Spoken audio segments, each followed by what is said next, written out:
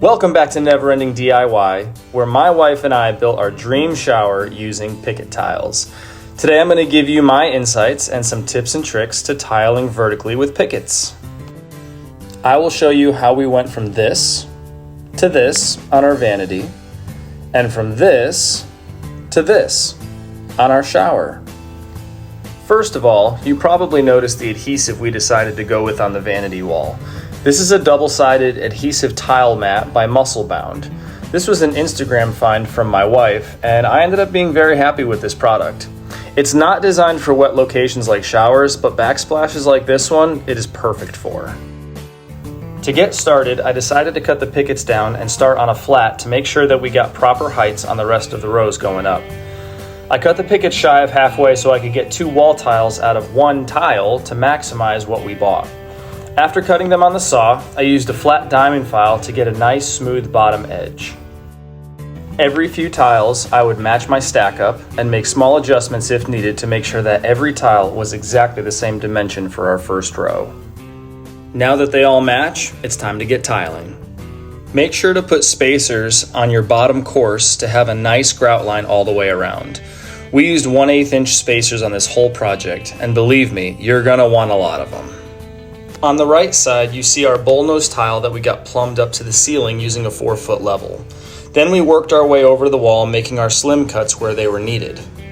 When taking this measurement, make sure to subtract 2 times the width of your chosen spacers to account for grout lines on both sides of the cut tile.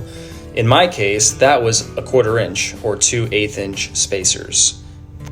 When trying to determine the width of the cut tile against the bullnose, I found it easiest to start by setting the first and second full tiles in their place and then coming back to determine the width of that cut.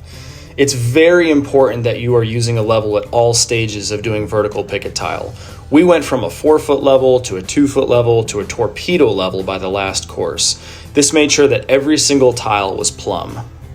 This adhesive product ended up being very easy to use. However, once we started, we couldn't really stop, so this phase went late into the night for us. All you do is remove the backing on the adhesive and press your tile in firmly to the wall. This activates the bonding agent, which is now just as strong as mortar. They're not coming off. And there you have it. Let's talk about the shower. That red coating is called Red Guard. It is a moisture barrier that will prevent any leaks into the framing in the event of a failure somewhere, which isn't gonna happen, but you just can't be too careful. I started by plumbing my bullnose on the edge of the concrete board with a 1/4 inch overlap onto the drywall to create a finished edge. I'm using directional troweling on my mortar horizontally to make sure I have the most contact with my tile as possible. Also notice that I did not start my first course on the shower floor. That is actually a piece of baseboard flipped upside down to give me a perfectly level ledger that wraps around the entire shower. This is for 2 reasons. 1, I wanted the tile to match on all 3 sides perfectly, and the floor likely had some imperfections in the elevation.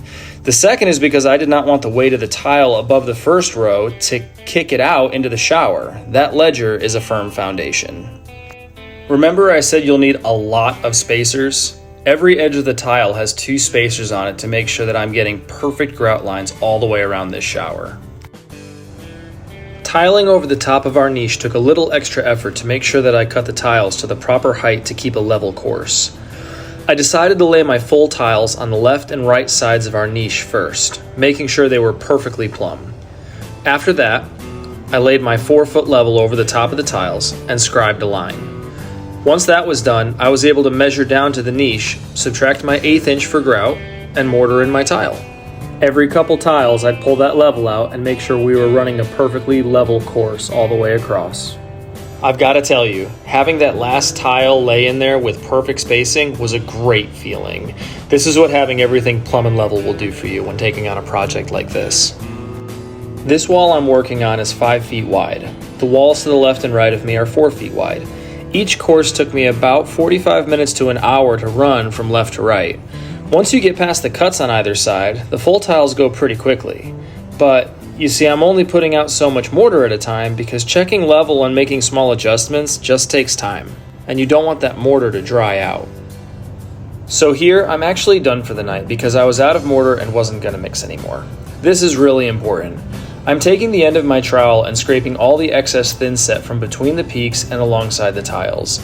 If I don't do this, that thin set will harden and make it impossible to lay future tiles flush with the rest of the tiles on the wall.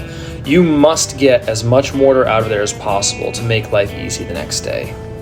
All of this is rinse and repeat, so to speak, for each course. Once I got to the hole for the shower valve, I made my cuts in the same way I did for the niche, by doing left and right, then coming back to the center. The biggest difference, though, happened with this one tile above the valve. There was nothing below it to support the weight of any more tiles above it, so I was done for the day after this course so that one tile would harden and be able to carry weight without sliding down. The next special cut was a hole for one of the shower heads. I did not have a special hole saw bit for tile, which they make, but I had my tile saw, so I drew out my circle and very carefully cut out the center. After that, I took my diamond file, which has a curved edge, and smoothed out the cut. After getting all this tile laid to the top of the wall, we are down to the final course on top and the first course on the floor. It's time to remove those ledger boards.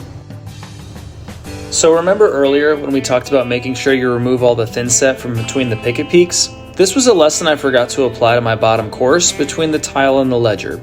So this is me using a Dremel and a razor blade to get all that dried mortar out of there to be able to lay my tile flush with the rest of them. But once that was done, I was taking measurements on several tiles at once and getting them all cut to size and laid in place.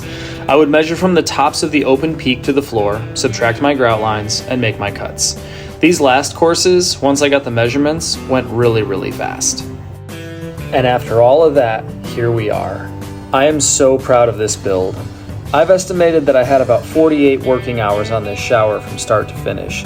From dropping the floor to make it curbless, to the custom shower pan, to the plumbing, the red guard, the penny tile floor, tiling the niche, row after row of pickets, and finally the fixtures and the glass doors. This is probably the most beautiful thing I have ever built. It is so rewarding to be able to come in here and enjoy this little day spa that is our master bathroom every day. I hope you enjoyed following me on this build and learned something about vertical picket tiling. Please like and subscribe to my videos and follow me on Instagram as we continue to tackle our never-ending DIY list. See you next time, everyone.